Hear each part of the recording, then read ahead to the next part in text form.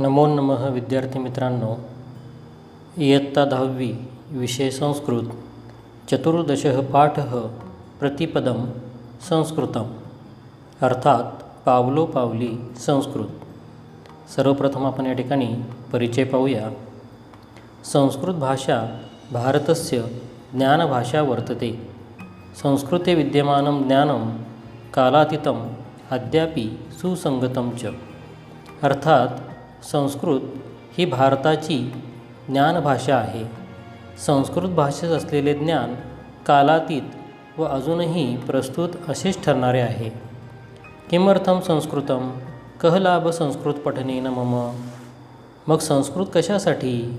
संस्कृत शिकून मला काय फायदा होईल? विद्यालयोत्तरम अपि अस्ति वा संस्कृत अध्ययनस्य अवसरः। काय महाविद्यालयातील शिक्षण झाल्यानंतर मला संस्कृतचा काही उपयोग होईल का? किंवा विद्यालयाचा या ठिकाणी अभ्यास झाल्यानंतर मला काही उपयोग आहे का संस्कृतचा? अपि संस्कृत अध्ययनेन अहं वृत्तिं लभेय इति बहवः प्रश्नाः छात्रजीवने अस्मान् संत्रासयन्ति। अर्थात मला या ठिकाणी संस्कृतमुळे नोकरी मिळेल का, असे अनेक प्रश्न आपल्याला या ठिकाणी भेडसावतात। संस्कृत अध्ययनेन युगानुकूला वृत्तिः तु लभ्यते एव अपि तु यस्मिन् क्षेत्रे वयं कार्यरताः तत्र अस्माकं गुणवत्ता अपि वर्धते। बघा, संस्कृतमुळे तर आपल्याला आजीविका उपलब्ध होतेच, परंतु संस्कृतच्या अध्ययनामुळे आपण ज्या क्षेत्रात काम करतो तिथेसुद्धा आपली गुणवत्ता सिद्ध होत असते। तदर्थं संस्कृतम आवश्यकम अध्येतव्यम। त्यामुळे आपण संस्कृत शिकली पण पाहिजे आणि ग्रहणही केली पाहिजे। यः संस्कृतं सम्यक् जानाति सः एव यथार्थतया तस्य सर्वेषु क्षेत्रेषु उपयोजनं कर्तुं शक्नोति। जो या ठिकाणी संस्कृत व्यवस्थित जाणतो त्याला त्याचा उपयोगही चांगल्या प्रकारे करता येतो। आता बघा विद्यार्थी मित्रांनो, आपण मूळ पाठाकडे वळूया। विमानतळावरील आपल्याला एक दृश्य या ठिकाणी दिसत आहे। बघा, संवादस्थलम, हे संवाद ज्या ठिकाणी सुरू आहे ते कोणतं ठिकाण आहे? विमानतलस्य प्रतीक्षालयः। बघा, विमानतळावरील प्रतीक्षालय दिसतं आहे। बघा, केचन जनाः यात्रायाः आरंभार्थं प्रतीक्षन्ते केचन सुखेन निद्रामग्नाः। विमानतळावरील प्रतीक्षालय आहे। काही लोक प्रवासाचा आरंभ होण्याची वाट पाहत आहेत, तर काही लोक सुखात झोपलेले आहे। केचन कॉफीपानस्य आनंदम अनुभवन्ति। काही जण तर छान प्रकारे कॉफी पिण्याचा आनंद घेत आहेत। बघा, तत्र एका महोदया प्राप्नोति। तिथे एक महोदया येतात। सा उपविश्य किमपि पुस्तकं पठितुं प्रारभते। ते त्या ठिकाणी बसतात आणि आपल्या बॅगमधून पुस्तक काढतात आणि वाचू लागतात। पुस्तकस्य मुखपृष्ठे संस्कृतसूक्तिसंग्रह इति शीर्षकं वर्तते। ते जे पुस्तक वाचतात त्याच्या मुखपृष्ठावर संस्कृत सूक्तिसंग्रह असं शीर्षक लिहिलेलं असतं। तद् दृष्ट्वा समीपस्थ कोऽपि महाजनः तया सह वक्तुं प्रारभते। त्यांचं ते पुस्तक पाहून शेजारीच उभं असलेले एक महोदय त्यांच्याशी या ठिकाणी बोलू लागतात। बघा, ते महोदय काय म्हणतात? अपि भवती संस्कृतं पाठयति। काय आपण या ठिकाणी संस्कृत शिकवता का? त्या महोदया म्हणतात सस्मितं न खलु। मंद हसून या ठिकाणी म्हणतात की नाही नाही, मी संस्कृत शिकवत नाही। ते महोदय विचारतात, भवत्याः समीपे एतं सुभाषितसंग्रहं दृष्ट्वा मया एव चिंतितम्। आपल्याजवळ असलेला हा सुभाषित संग्रह पाहून मला असे वाटले। महोदया, ओह, यद्यपि संस्कृतं न पाठयामि तथापि अस्य पुस्तकस्य मम कार्यक्षेत्रेण सह संबंधः अस्ति। ते होय, जरी मी संस्कृत शिकवत नसले तरी या पुस्तकाचा माझ्या कार्यक्षेत्राशी संबंध आहे। महोदय एवं असं तर कस्मिन् क्षेत्रे कार्यरता भवती? आपण कोणत्या क्षेत्रात कार्यरत आहात?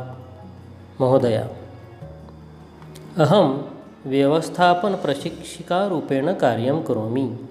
मया अवगतं यद् रामायण, महाभारत, किरातार्जुनीय, रघुवंश इत्यादिषु बहवः श्लोकाः सन्ति येषु व्यवस्थापनशास्त्रस्य मूलतत्त्वानि दृष्टान्तसहितानि निर्दिष्टानि। अनेन काव्यमाध्यमेन विषयप्रवेशः सुगमः भवति। एषा पद्धतिः मया स्वीकृता, जने अपि अभिमता। अतः मया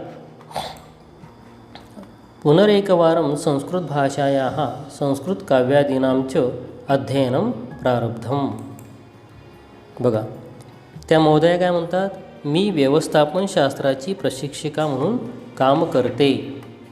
माझ्या असे लक्षात आले की रामायण, महाभारत, किरातार्जुनीय, रघुवंश इत्यादी ग्रंथात असे पुष्कळ श्लोक आहेत की ज्यात व्यवस्थापनशास्त्राची मूलतत्त्वे उदाहरणांसह दाखवलेली आहेत।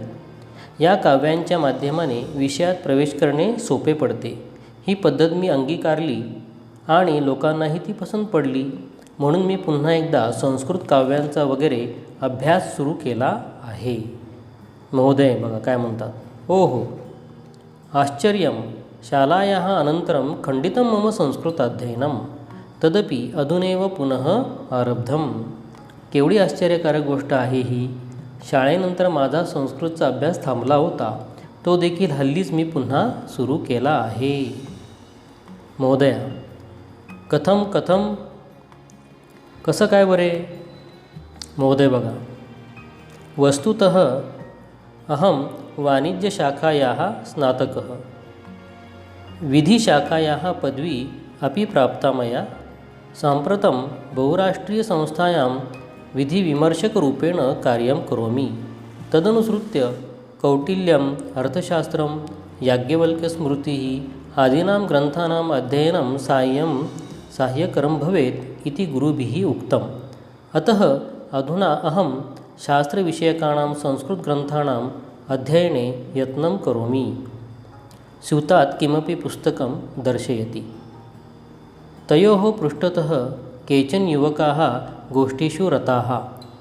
प्रसादः, समीरः, लीना तथा च तनुजा इति एतानि परस्परमित्राणि। तेषु अन्यतमः तत् पुस्तकं दृष्ट्वा महोदयम् उपगम्यं वदति। बघा, खरं म्हणजे मी वाणिज्य शाखेचा पदवीधर आहे। कायद्याची पदवी देखील मी मिळवली आहे।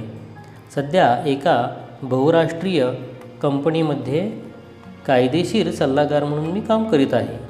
याच संबंधात कौटिल्य अर्थशास्त्र, याज्ञवल्क्य स्मृती इत्यादी ग्रंथांचा अभ्यास उपयुक्त ठरेल असे माझ्यापेक्षा अनुभवी वडीलधाऱ्या व्यक्तींनी सांगितले।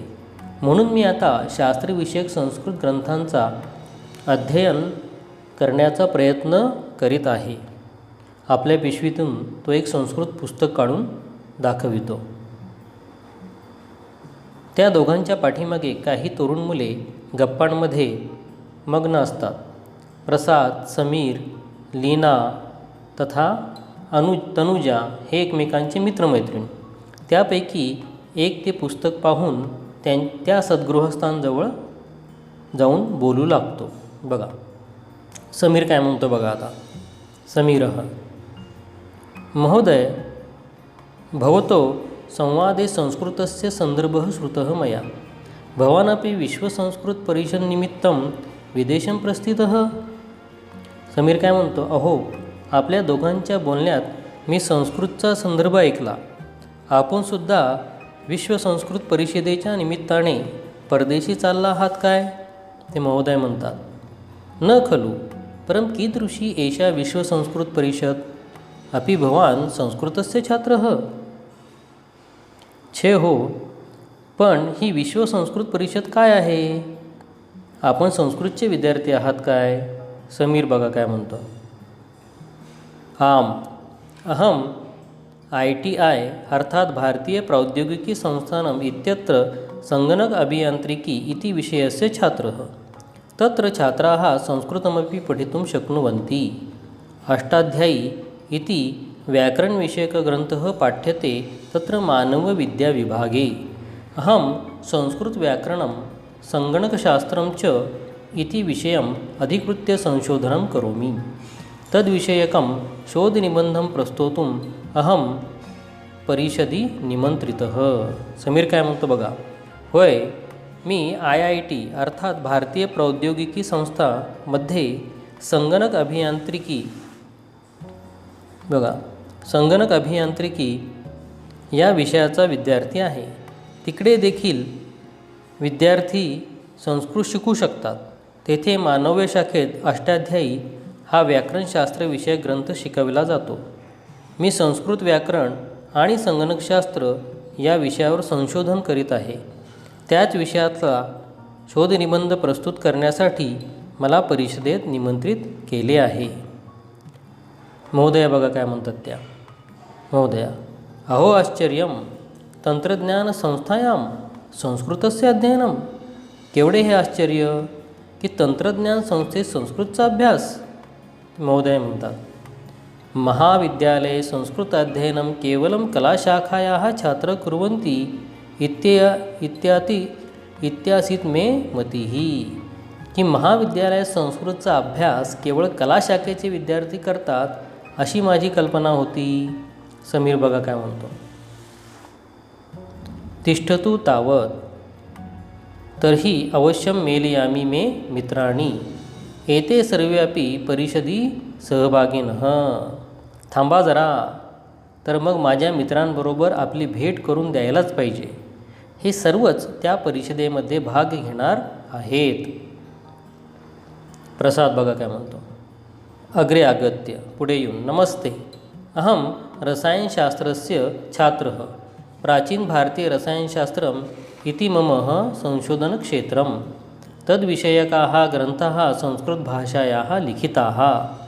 शालायां यत् संस्कृताध्ययनं कृतं तस्य उपयुक्तताम् अहम् अधुना अवगच्छामि. बघा प्रसाद काय म्हणतो पुढे येऊन, नमस्ते, मी रसायनशास्त्राचा विद्यार्थी आहे.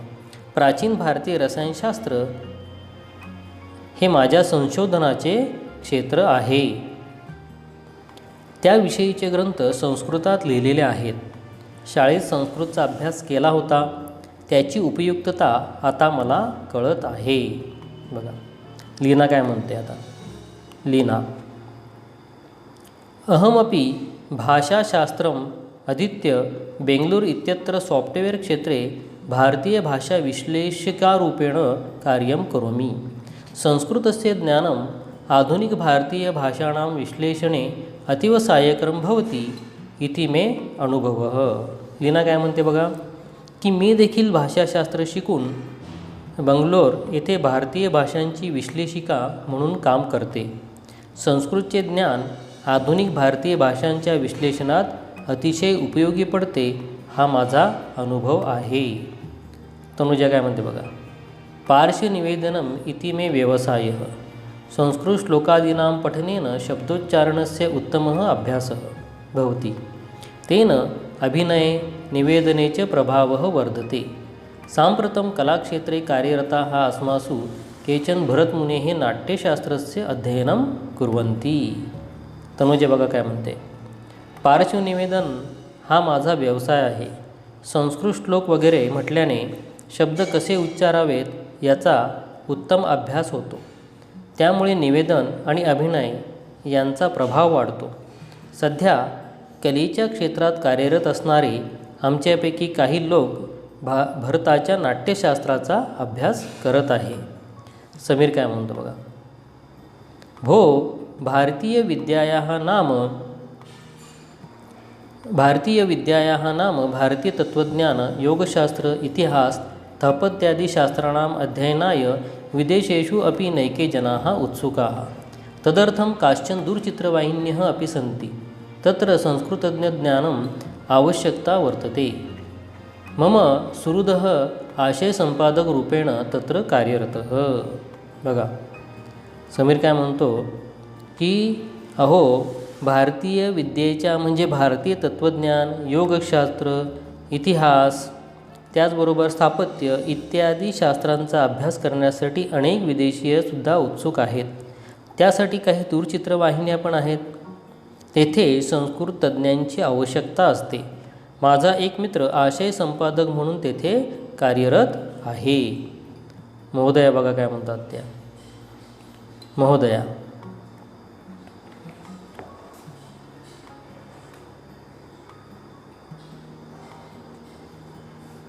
महोदया, अस्माभिः संस्कृतस्य अध्ययनं शालायां कृतं, परं तस्य अनेन प्रकारेण उपयोजनं भवेत् इति अस्माभिः नैव चिंतितं. हे आपण संस्कृतचा अभ्यास शाळेत केला, पण त्याचा अशा प्रकारे उपयोग होईल असा विचारही कधी केला नव्हता. महोदय म्हणता, सत्यमेव, खरेच. लीना बघा काय म्हणते. यस्मिन् कस्मिन्नपि क्षेत्रे वयं वृत्त्यर्थं कार्यरताः स्यां तत्र संस्कृतज्ञानम् अस्मत्कृते विशेष अर्था भवति. ज्या कोणत्या क्षेत्रात आपण नोकरीसाठी जाऊ, काम करायला लागू, तिथे संस्कृतचे ज्ञान ही आपल्यासाठी विशेष पात्रता ठरते. तर विद्यार्थी मित्रांनो, आजच्या तंत्रज्ञानाच्या युगातसुद्धा संस्कृतचं महत्त्व हे अबाधित आहे. आणि या तंत्रज्ञानाच्या युगातसुद्धा आपण संस्कृत हा विषय घेऊन आपल्या उपजीविकेचं साधन निश्चितच प्राप्त करू शकतो, हे सांगण्याचा प्रयत्न या पाठाद्वारे केलेला आहे. आपण सर्वांनी हा पाठ ऐकला त्याबद्दल सर्वांचे खूप खूप धन्यवाद. नमो नमः.